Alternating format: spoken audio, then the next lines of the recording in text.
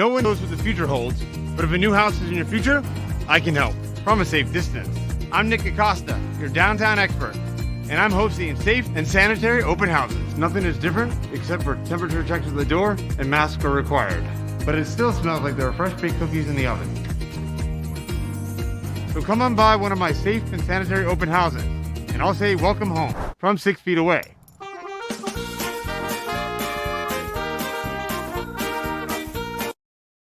This is Home2All, an all-inclusive real estate podcast with your host, Nicholas Acosta. Nick sits down with guests to talk about real estate and how it works. Reach him at downtown.expert on Facebook and Instagram, or his website, www.downtown.expert, or call or text him at 407-508-8809. Enjoy the episode.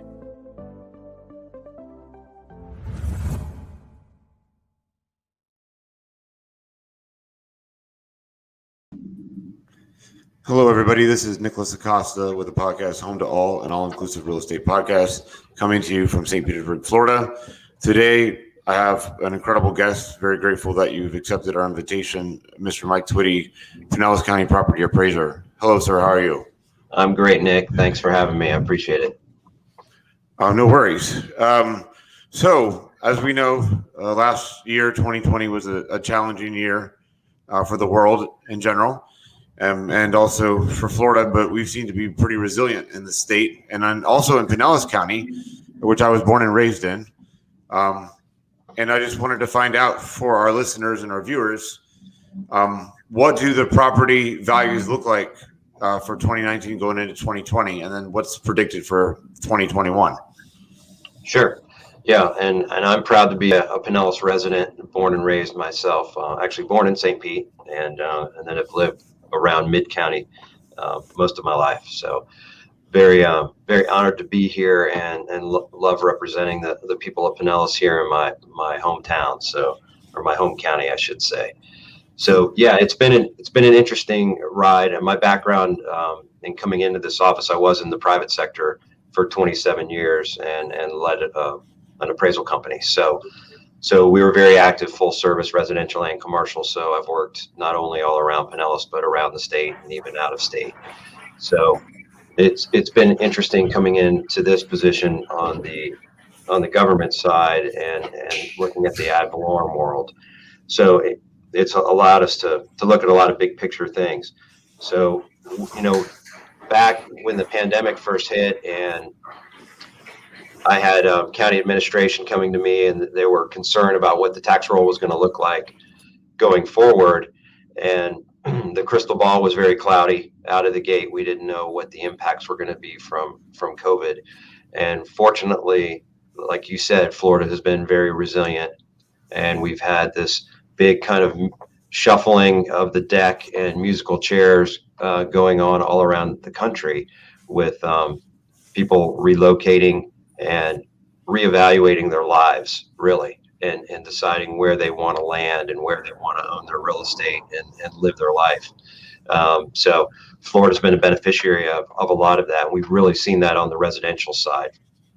We did experience some commercial impacts, but the residential growth more than made up for it. So countywide taxable value between from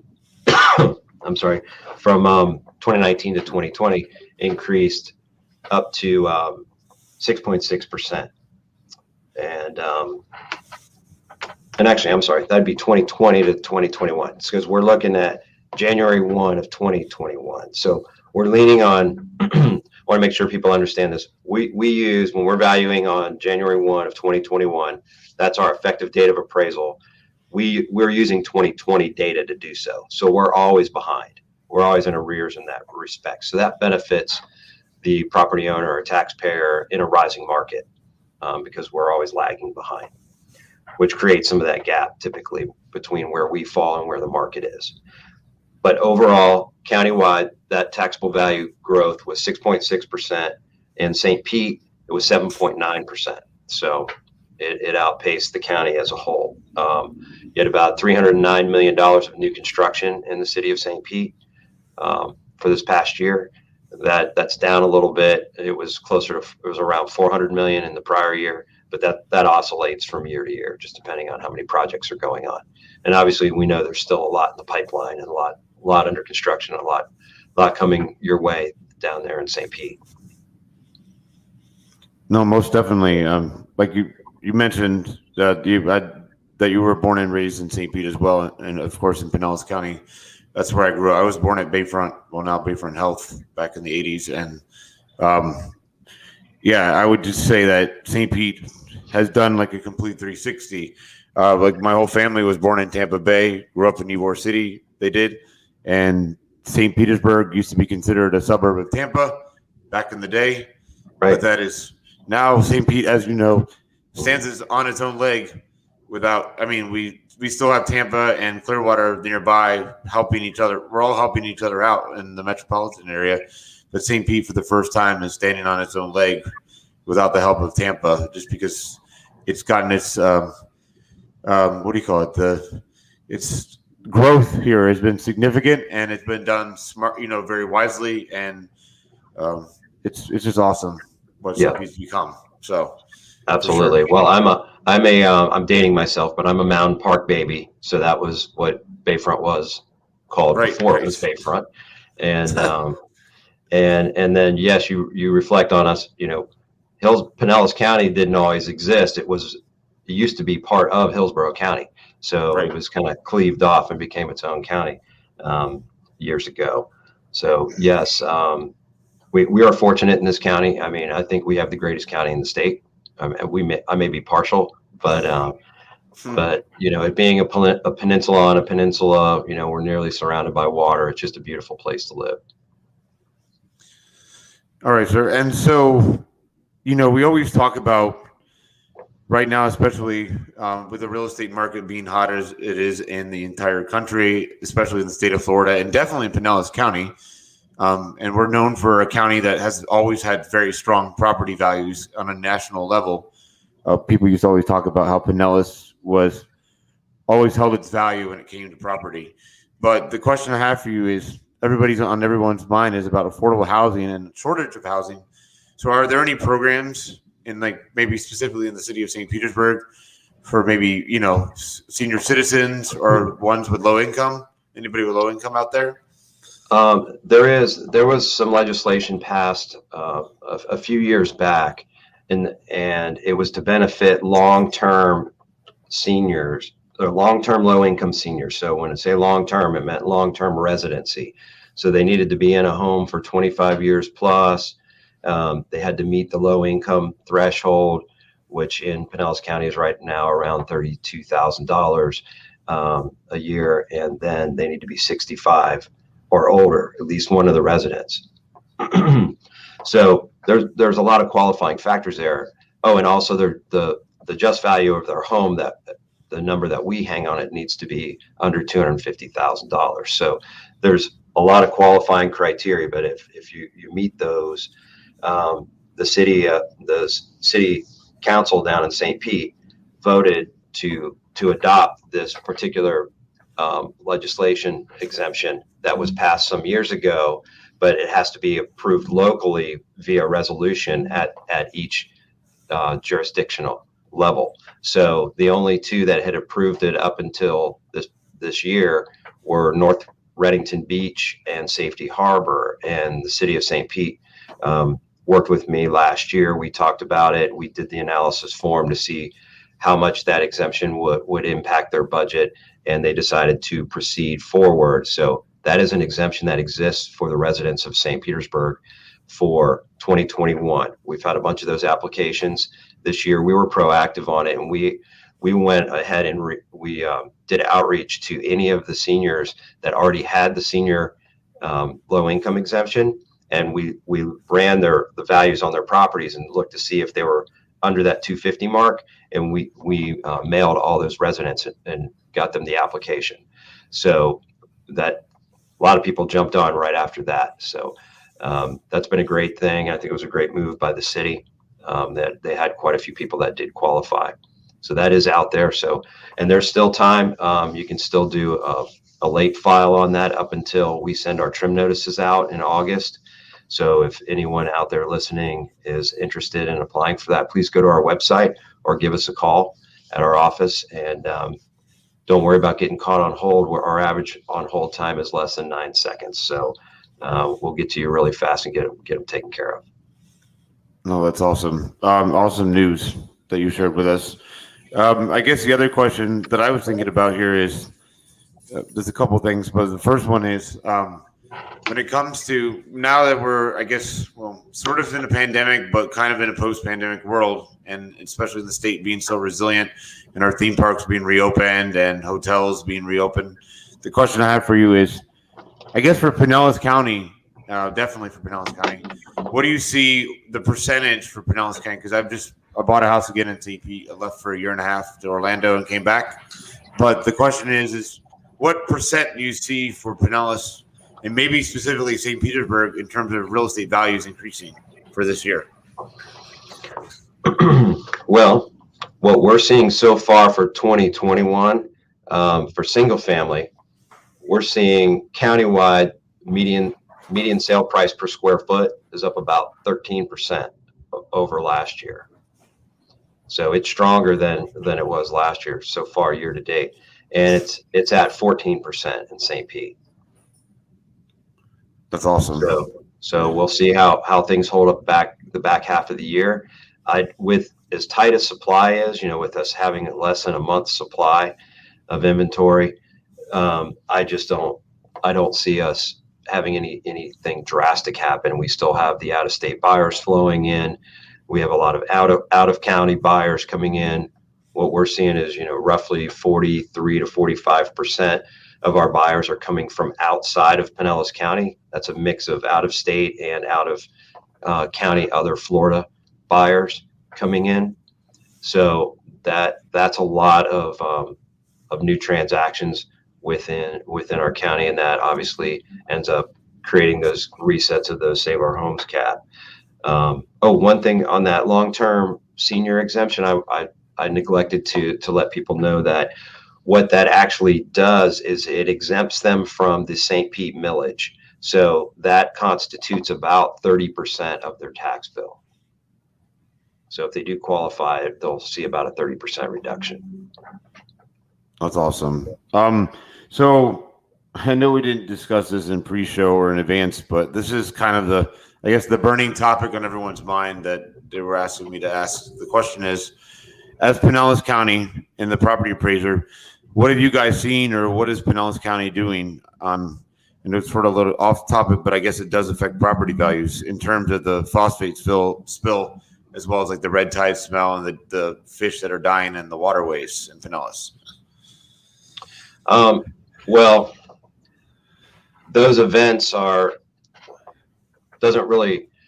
those are kind of blip in time events. Obviously, they're starting to become more frequent. We don't like to see that. We want to see some pushback on the companies that are causing these issues, so that we don't have these long-term cyclical issues, particularly, coming up inside the bay. We know red tide is going to hang off the coast. It's been there forever. Sometimes it gets pushed in, sometimes it doesn't. This has been a particularly bad episode, and it's hard to believe that the Piney Point incident did not exacerbate the effects of that. I can't believe that it didn't. I know we did have the storm, push that red tide in too, but I think it was kind of a meeting of essentially a perfect storm there with those two meeting, and then that additional, food supply coming in from the Piney Point incident that helped fuel that, at least on the bay side. We'll obviously monitor that and see if there are any impacts to value through that. Obviously right now we're not seeing that. We're seeing people are buying. They look at it as it's not going to be with them long term. So you don't really see that as a property value impact. Things that you see that you have to watch for that can be longer term is if you have that were to sit around for years at a time, then yes, we're gonna start seeing it in values. People start moving out, and you'll start seeing properties sit on the market, and you'll start seeing prices go backwards. I think they'll get their arms around it, hopefully, and we won't experience it long term. Other things we're working on, because we're in such an exposed waterfront environment, is this year I actually championed legislation related to elevating residential properties. So obviously in St. Pete, we have a lot of them. In fact, over 50% of our whole tax base sits within the special flood hazard areas. So your A and your V flood zones. And I was successful in working with our legislators to get this particular bill passed, and it's going to the state. It'll go to the general election ballot in 2022, and if it passes, it's a constitutional amendment. So it would amend the state constitution to allow people to make improvements to their home to hold off flood issues without increasing their assessed value. So the implementing bill is, we took a creative approach. We looked at existing statute, and I noticed that there was a provision in there related to calamities. So if a property is damaged by an act of God, flood, fire, what have you, you can rebuild that property up to 110% of its total square footage and not reset your assessed value cap or your Save Our Homes cap. So you don't get treated as new construction. So I looked at that closely, and I've been, had great concerns about our rising flood premiums and what's going to happen under this new NFIP FEMA 2.0, risk rating 2.0, I should say, where they're going to start pricing our premiums more like the private market. And I had concerns there. So I thought we needed to be more proactive. We need to get people off the ground, out of harm's way, and make their properties more resilient for the long haul. So I was trying to find a win-win. So we came up with this legislation that would allow our homeowners to actually take advantage of this proactively, so they can either jack up their existing home, get it above base flood elevation, and they won't change their assessed value, so they won't get treated as new construction, or they can knock it down and they can rebuild, and they'll still get the same treatment up to that 110% of that total square footage. And we don't count the lower level that's below base flood, so the storage in the garage do not get counted in that 110% calculation.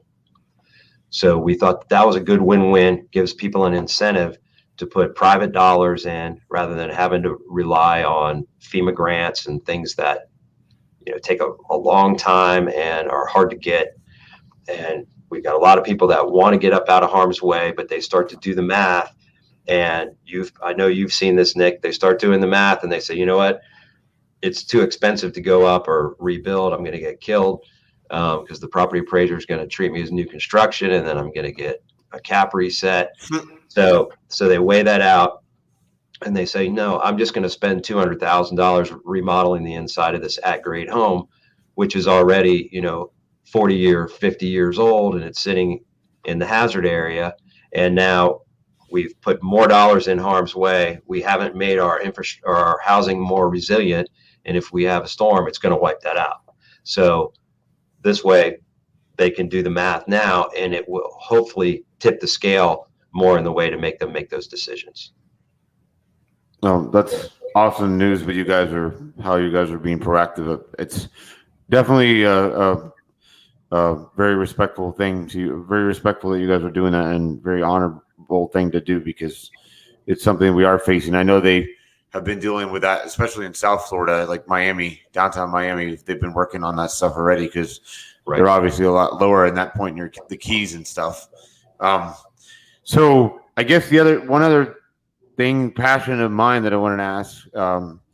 So with Pinellas County, in terms of property values, so we have a lot of people obviously moving from, New York or California or the Midwest and things like that. We've always had people come here because it's paradise. Come on, you and I were born here. We know it's paradise. It's most of the days it's sunny, occasional rain here and there, and we have just like a blip of a hurricane, which was minimal impact. This particular one, so we're pretty lucky in Tampa Bay and in Pinellas that we kind of avoid that most of the time, but mostly it's just a rainmaker for us.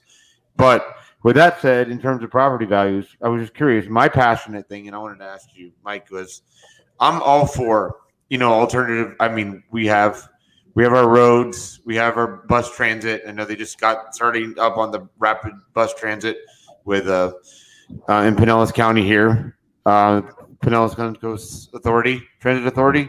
my question is, do you see, and I know a lot of people, there's a lot of conflict between either side on this, but do you see in the future us having no choice but to implement light rail or some kind of looper system like they have that they're working on out there in the Las Vegas area, Nevada? That's a little out of my wheelhouse. I mean, I can comment on it from my experience of knowing Pinellas County as well as I do, and having lived here and understanding how people move around this county. We've got unique challenges because we have 24 different municipalities scattered all over. People are working and living in all of these. It's not like we have this big bedroom community out here and then we're traveling in to a CBD, which might be downtown St. Pete or downtown Clearwater. We have people going every which direction at all times of day. So that makes it really tough. It's where you would actually run the rail, if you could even find a place to run it. That's the first challenge, is where do you put it? Where can you even get the right of way to do it? It would likely have to be elevated in many cases to get anywhere. And elevated light rail, from my understanding, is the most expensive form of transportation. So per mile, it's incredibly expensive.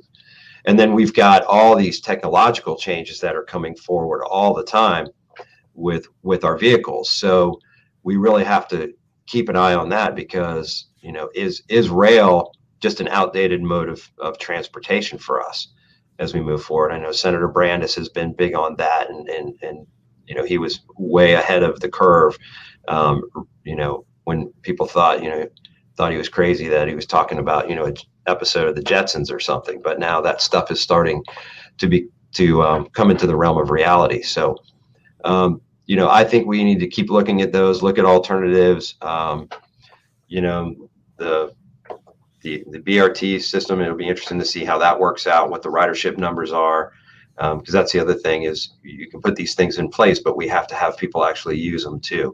So we've got to find that right balance, so that we're using taxpayer dollars wisely and making sure that people are getting around. So a lot of it is, what's the solution for the last mile? Is it an Uber type solution? I think we could in the very near future start seeing autonomous car services where families roll back to they only own one vehicle, and then they use an autonomous car service the rest of the time, whether it's a subscription based thing, and you could have different levels of how often you use it, or what size or class of vehicle you want to be moved around in. So I think there are it's going to be very interesting over the next, say, 10 to 15 years to see how that evolves. I just don't. Light rail is just a tricky thing. I mean, I know they're doing it on the East Coast, and when you have big cities like you're linking Miami to Lauderdale and Palm Beach, and then they're going to, and up to Orlando, and then they want to come across to Tampa. Those linkages make sense to me. But when you get inside of Pinellas, it's hard. I can see it coming from Tampa over to St. Pete. It's just going to be difficult to think about something that could really serve all the people of the county. No, that makes long-winded. No, you're good, Mike. It's all good, because you just, the way you explained it was perfect, because now you just opened up my mind. It makes total sense. And just for anybody listening or watching, if you're not familiar with Pinellas County, Hillsborough, yes, we have Brandon, we have Tampa, we have Lutz, things like that. Tampa or Hillsborough is mostly known for Tampa, but when you get into Pinellas County, we have St. Pete, we have Dunedin, we have Pinellas Park, for example.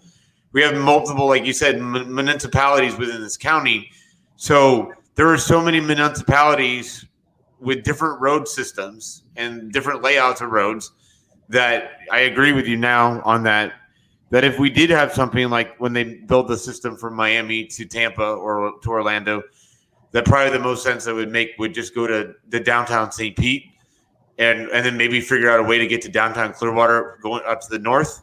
But that's pretty much it, because you would basically, with the roads that we already have here and the houses built and the buildings here, it would be a mess of a zigzag of railroad tracks going through Pinellas County just to get somebody here. But at that point, it would become inefficient because there would be so many zigzags in the track to get to around the county, So I agree with that. That's perfect. I'm glad you said it, because now that opened up my mind of why. So it's basically not, anyone listening out there that have these strong political views about it. It's not just take it this way, like Mike was saying that, and I completely agree with him that it's not that the county's resisted rail. It's just it would be so expensive and difficult to figure out where to put it, or use the outdated CSX line or the from back in the day when we used to have the Seaboard Rail that came through here in the old days. Right. I mean, when we elected to put in the Pinellas Trail and instead of rail, that was really your best case scenario to be able to run rail. That right away was the spot. And it's recreation now. So I don't see that ever changing at this point. No, that's all good. So Mike, before we wrap it up here, I'm going to ask you, I always ask my guests, what is your, positive piece of advice, and it could be related to property appraisal, in regards to, share your positive piece of advice with our listeners in regards to whatever it may be. It could be personal or it could be related to property appraisal. Okay. Well, personally, and from my office's perspective, I want to encourage, all of Pinellas' citizens to, consider our office a resource, whether it's walking into one of our offices or calling us. We're always here to help answer questions, and we've got a great staff. Our team's amazing here, and a lot of people don't realize all the things that we actually are responsible for and do, because we don't set millage rates, so we don't actually tax. We set values, we manage exemptions, we have to maintain all the parcel maps. We don't have surveys. A lot of people think we have surveys. We do not have surveys. Those are, done for private individuals. But the other thing that we are doing too is we've rolled out an educational series. So I would encourage people to go to our website, and if they want to sign up for that, we have an exemption education series coming up in August. And right there where you can see register for our exemptions panel. We've got a brand new website that is going into external beta actually today to our power users. We have about 250 users through different professions that touch our website all the time, as well as citizens and governmental users. So when that comes out of beta, we're expecting to release our new website to the public. That will be a full mobile friendly experience and much simpler to use than this site. It'll be much more powerful. That should launch within the next 60 days to the public. So keep an eye out for that. Other things, common missteps a lot of people make. If you're out there and you get married, and you both had a homestead, make sure you let one of them go. You don't want to have a dual homestead. You don't want us to end up having to lien you. Penalties and interest are not friendly per statute. And the other little tip out there, sometimes attorneys may give people advice to move their homestead into an LLC for limited liability protection. And that's not a good idea. If you've got a sizable Save Our Homes benefit on there, it will reset your cap because that is a legal change of ownership. So you can move a homestead into a trust, but it needs to have the appropriate language in there. So I encourage anybody doing that. If you want to vet your trust language, you can pass that to our office. We have an in-house attorney that will review that and make sure that language passes muster so that you don't jeopardize losing your Save Our Homes benefit. That's very insightful. That's an awesome thing that you just taught me and everybody listening to. I'm sure if you heard that about the putting your title in LLC, how it changes ownership. because that question comes up a lot when we're working with real estate clients of how to title their home or things like that. So especially people. Well, that doesn't apply with investors. That's different. But Right. when it's a personal home, they're not sure if they should put it in their name or they should put it in an LLC, depending in regards to liability. So that's why it's a big question always on. Right. And that's awesome, Mike. So I really appreciate Mike being on the show today. We'll have to months down the road. I know you're a busy guy, and that Pinellas County we're a huge county and a very prosperous county in the nation. So I know you're always busy, but maybe sometime we can figure out something where we can set up this podcast experience with microphones and in person, maybe in your offices or something somewhere at your person. What's that? I know, right? Right. Well, down the road we could do that, something like that. We'll sit side by side That'd be great. to interview. That'd be awesome. And then we'll have to talk sometime offline about. I'm very interested in Pinellas County politics, and then. But I just want to say, very, very honored that you were on my podcast today, and I know my audience appreciates it, and I 100% appreciate it. So thank you again, Mike. Not a problem. I'm glad to be here. Thank you for having me, Nick. Everybody take care. All right, guys. Well, you guys have a great week, everyone. This has been Home2All, all-inclusive real estate podcast coming to you from St. Pete. Mike Twitty, Pinellas County Property Appraiser, pcpao.org. All right, Mike, have a good day, sir. Take care. You too. Take care. All right, guys. Everyone, take care.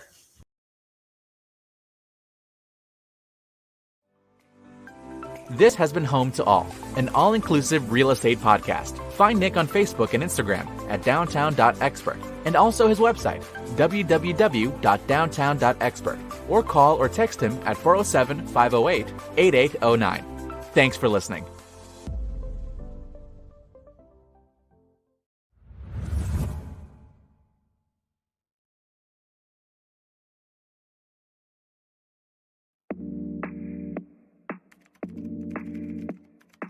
Don't spend hours or days looking for your new home. Let a downtown Central Florida expert guide you. I'm Nicholas Acosta, and I'm here to welcome you home. Being a Florida native, I know how exciting, stylish, and convenient the downtown lifestyle can be. From the nightlife scene in the heart of downtown to the natural beauty of Florida. I'm Nicholas Acosta, and I'm here to welcome you home.